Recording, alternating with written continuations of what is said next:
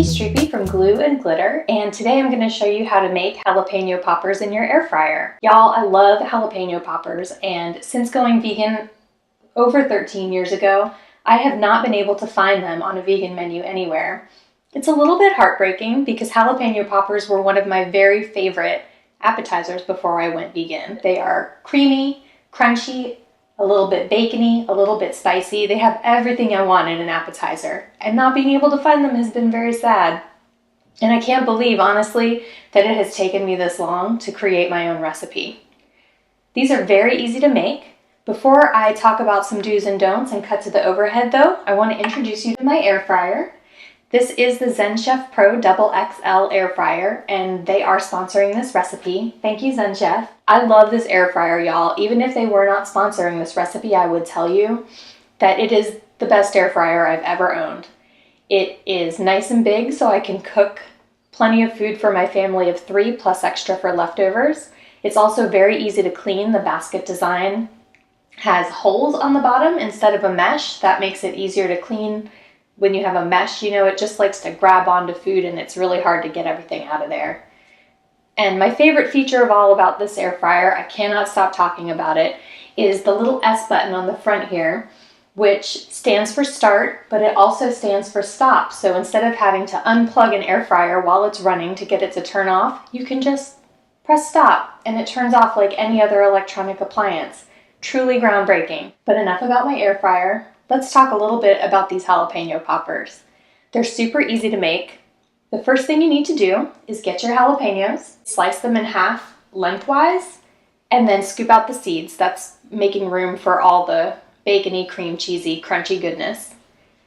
After you have scooped out the seeds, you have two options. Once you pull the seeds out and get them all out of there, there are these little like pale green, white veins running through the jalapeno. If you want these to be spicier, leave those in.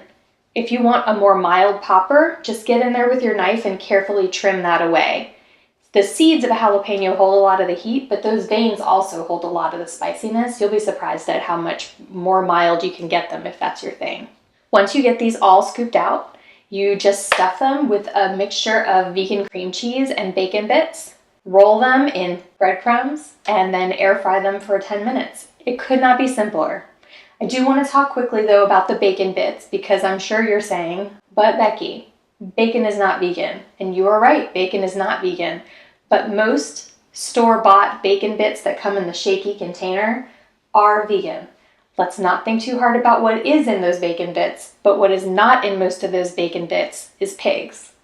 Just check your ingredients. Some of them are made with actual animal products. They'll often on the front say real bacon bits. I've found that store brands tend to be vegan, probably because the artificial ingredients are cheaper.